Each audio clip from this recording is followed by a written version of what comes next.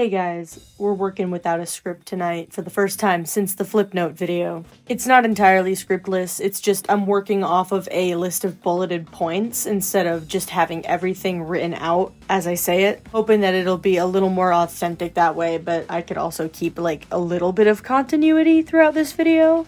Anyway, welcome to Wet Blanket, the home of bad audio and even worse takes. I want to put my hat in the ring as for my take on one of the most asked questions like ever. Debating on how I should start this video, whether if I should start it by saying I'm autistic or whether I should start it by saying I'm a Sonic fan. Then I realized no matter how I say it, both of these statements are essentially saying the same exact thing. My younger sibling has been having a bit of a Sonic hyperfixation lately, and obviously we live in a kind of mi casa es su casa situation in our house when it comes to hyperfixations. One kind of rubs off on the other, and then suddenly the entire house is watching Sonic Boom, which is entirely on Netflix, and also the series that inspired me to make this video. We just finished Sonic Boom yesterday, and I thoroughly enjoyed it. We're a really huge fan of Sonic as a child, but I feel that as I get older and I watch my younger siblings kind of fall into it, I'm kind of falling into it as well. It's a cute little bonding moment. That being said, Sonic has a lot of black eyes within the franchise. You got games like Sonic Boom, Sonic 06, Shadow the Hedgehog, you have things like Sonic Riders being officially canon, and you've even got one strange Archie Comics guy that tried to copyright all echidnas and nearly kind of sorta succeeded. You will see that the Sonic fandom is one of those fan bases that aren't only alive and pervasive, but have also successfully traversed their way through all of these different, bad business decisions. I mean, I'm just gonna say it. It's just kind of mind-boggling to me that with a franchise that's had so many mishaps and at points was literally hanging on by band-aids, can still have such a dedicated cult following. Even and especially including people that hate on it so much. In fact, sometimes it seems to me that the more people hate on it, the more the fandom thrives. It might be one of those examples of like all publicity being good publicity. I mean, it seems that the more riled up people get about how many hentai quills that Sonic is supposed to have, or the colors of his eyeballs, the passionate the entire fandom gets. I'm gonna be honest, Sonic as a franchise was just created to rival Nintendo and Mario. There wasn't really much juice behind it. There wasn't really much story idea behind it. I mean, Sonic originally in the 90s had just about as much story as your average Mario game does. But for some reason, there was a certain group of people that just took hold of that blue hedgehog and did not let go. Truly believe that if it weren't for such a dedicated fan base, I don't even think that Sonic as a franchise would exist today, and certainly not as big as it currently is. I truly believe that the reason that a lot of these mishaps, these missteps, these bad business ideas happened was purely because the creators' hearts were not in the right place. For example, Shadow the Hedgehog was released in 2003 at a time where video games were becoming more dark and brooding and kind of introspective. And so the Sonic franchise tried to model it after the times, but the writing just didn't have any soul whatsoever, and so the entire thing just fell really flat and honestly did terrible things for Shadow's character, despite I firmly believe that Shadow the Hedgehog 2003 is where the entire idea of the Hot Topic wannabe came from, was just from the terrible writing that came out of that game. I mean, I'll discuss more of the nuances and the themes within the game series a little more in this video. Now, I just want to start by posing the question, why does a franchise with such heartless, soulless writing and bad business decisions have such an amazing following of people? What is it about this blue hedgehog that caused the fans to literally make the people behind the games and series write better? Why does everyone still love Sonic so much?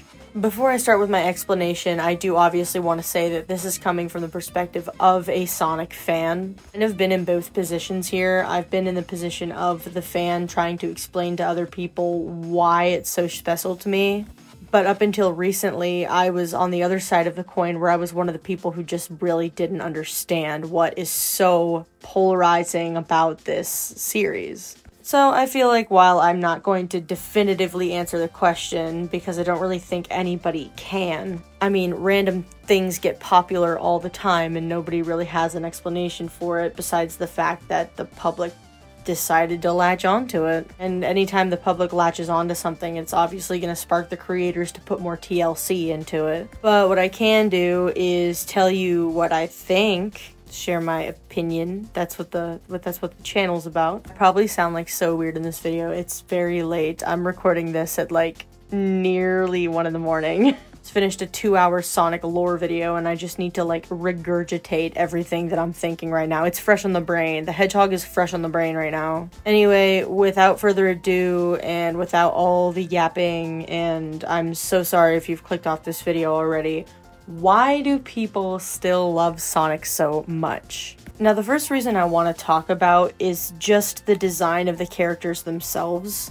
If you're a fan of the game, or maybe if you've just clicked on this video, you might know that Sonic doesn't only have hedgehogs, like a base art style that lends itself to many different animal customizations. Everything from like cats to iguanas to gators to whatever. There are just so many different kinds of animals in the Sonic universe, but they all use the same base art style. And I'm not saying that that's lazy, actually. I do believe that the art style in Sonic the Hedgehog is sleek, cool, and easily customizable. Now, the easily customizable part of it is the very important part, because part of the charm of Sonic is that it is so easy to create your own characters within the universe. Don't believe me? Go ahead and go on Google real quick and search up your name followed by the hedgehog, and you'll see exactly what I mean. Everybody's name has a hedgehog. Everybody's name has multiple hedgehogs. Multiple spellings of each name. It literally doesn't even matter. There is a hedgehog character for everyone. And I think that part of that is because of the easy and sleek design. It's appealing both to the eyes and to the pencil. Another series that I think does this really well is My Little Pony, specifically the Friendship is Magic pony designs. I mean, they're not the most complicated things ever, so they're very accessible for people. Because the designs also aren't all that complicated, it also leaves a lot of room for the imagination. So, I mean, each person can really customize their own character, both in MLP and in Sonic, according to their own need and their own ability. Very, very accessible characters, and I think that is very, very important, especially when the characters all have some kind of commonality in design. You're going to compare it to a franchise like Mario. All Mario characters look a little bit different, and not even just a little bit different, very different. Mario has a wide range of characters, and I'm not saying that Sonic doesn't. I mean, there are demons, there are, not demons, holy crap. There are entities like Chaos, there are, you know, entities that aren't of the hedgehog design, obviously. I'm just saying that there is a base there. Like, nobody's making a Mario OC in general, but even if they were, nobody's going to, like, take all of Mario's features off of him and just build from there. That doesn't work with Mario like it works with Sonic. Sure, you can make a Toad or maybe a Piranha Plant or a Boo or something, but it's not as universal within universe. I don't really think that that's lazy. I think that it's just a different kind of consistency. I don't think that either of these things are bad. I'm just saying that accessibility of the Sonic character is part of the reason why the fan base still perpetuates as much new content as it does. Anyway, the second reason that I want to talk about as to why Sonic is still so popular is because the characters are just fun. Of course, we're gonna get a little bit into the darker themes behind, like, the Sonic quote-unquote canon. But if you look at it from face value, I mean, you got a blue hedgehog that loves chili dogs and never left the 90s teeny bopper phase. You've got classic pink fangirl, with actually a lot more personality than a lot of other female video game characters at that point in time did have. I do want to show some represent to my girl Amy. I think that she gets way too much flack for no reason. But you've got the nerdy scientist child prodigy. You've got the amateur team of detectives who are just trying to make money and trying to make it out here as you know, a beginning team of detectives. Also got that juxtaposed with an actual government agent. The cast of characters is wide and the cast of characters is fun. Sure, a lot of them are tropes that are used in a million other places, but, you know, I believe it's very rare that you get a video game series where that many personalities are part of the exact same universe in a way that, again, is accessible to all different ages. And I do think Sega does put, you know, a decent amount of emphasis on their character building. I use the building term loosely because there is a serious lack of arcs in Sonic. But, you know, you got games where there's multiple endings depending on what team you play, and there are certain points in time where Sega added an extra part onto the game just so that another playable character could have its own kind of resolution. This has happened with both Tails and Knuckles. They were playable characters, but their specific playable part of the game wasn't just reskinning what Sonic had already done. The characters are charming. They're just fun and charming. And with tropes that are so well known, there's a lot of things that can be built upon. My next point in this video is that the story can have depth and has had depth. Clock me if I'm wrong, and if I'm wrong, my big back ass will eat my words with a side of fries, but I don't think that Mario as a series has really had all that much depth. The only depth that I can really think of is like the subplots in Mario Sunshine where Bowser Jr. has major mommy issues. You know, there's little moments like that that kind of stand out, but I feel like Sonic ultimately took a completely different direction than Nintendo did with Mario. I think that's important to remember because Sonic started out as a direct competitor to Mario, so at first it was eerily similar. I think that Sonic tried to, and emphasis on tried to, I'm not giving people way too much credit where credit is due, but they tried to try new things and mature with their audience a little bit. Obviously, I'm talking about things like Sonic Adventures 2, where you learn about the whole ultimate life form and the death of Maria and Shadow's backstory. I'm also talking about little nuggets of things like Tails and his past and him being bullied, and Metal Sonic being created for the express purpose to destroy Sonic, and after he's failed so many times, he quite literally rips himself apart and puts himself back together and still fails at every turn. Knuckles the Echidna is quite literally the last of his kind because his entire race of echidnas was wiped from the planet. And I'm not just talking about that copyright bullshit. Sonic has always just had a little bit more of that tweenage edge, if that makes sense.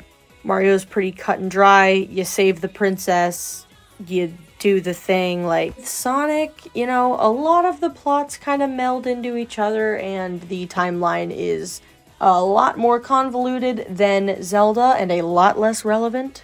But there's still difference in the plot, if that makes sense. Like there's always going to be an Eggman and there's always going to be a Sonic, but it's not about one person that keeps getting captured and has to get saved. I feel like Sonic has a lot of nuance in its storytelling, and sometimes that storytelling falls flat on his ass, but I mean, credit where credit is due, you can't blame Sega for trying. Even if that trying ended up being a capitalist scheme. I'm still going to give it to him because, I mean, as we're going to hear in my next point, capitalist schemes are all too common.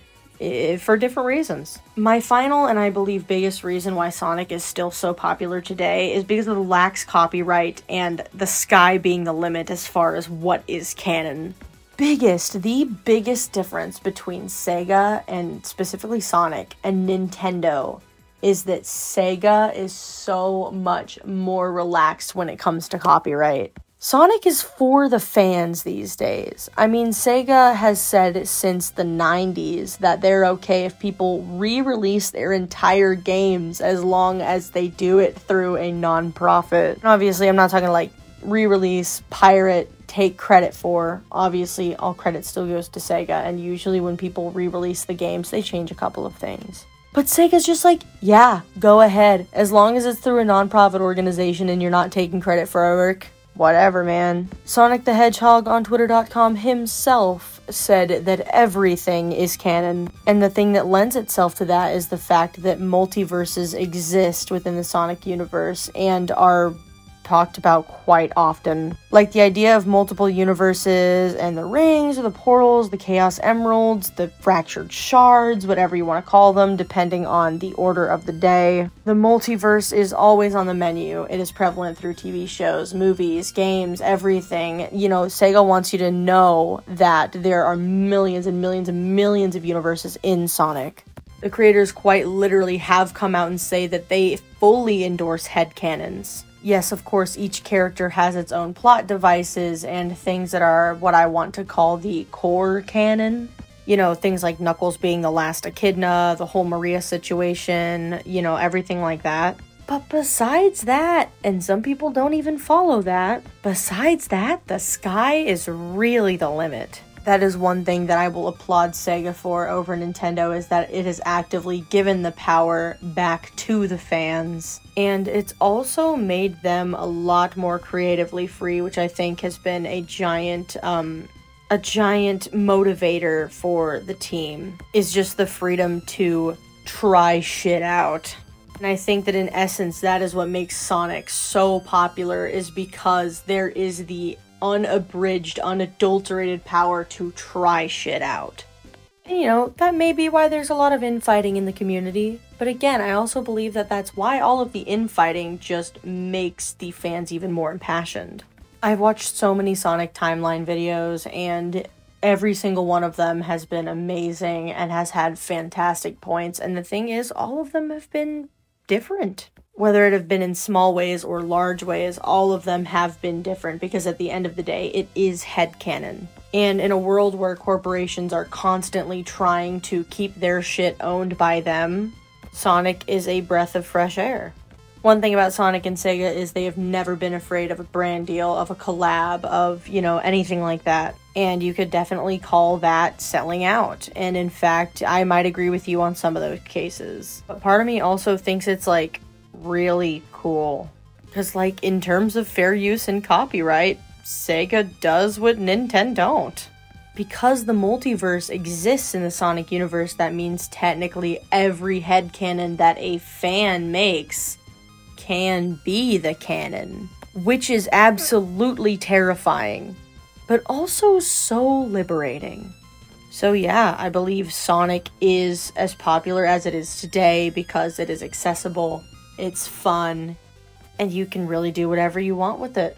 If you want to just watch the shows, fine. If you want to just play the games, cool. If you want to just read the comics for some reason, awesome. If you just know the names of the characters and you want to create your entirely own universe with them, that's okay too. I believe that Sonic is what it is because Sega has given so much powers to the fans, while they also, up at Sega, have not given up on the franchise by any means, and they are releasing new stuff constantly for it. With Sonic, there is so much freedom to try things out on both ends of the spectrum, and there is room for debate. There is room for hatred. There is room for fans to say, hey, that wasn't a good game. Hey, that wasn't a very good TV show. I didn't really like that. Because at the end of the day, Sonic is just Sonic. And hey, you can't sell out what you choose to share. So yeah, I hope that scriptless video made at least a little bit of sense on why I think Sonic is still popular. If not, you can feel free to tell me that I'm really stupid and dumb in the comments. I might just cry a little bit, but that also might be your goal. So if you want to make me cry a little bit, I guess that's your prerogative, man. Anyway, thanks for watching.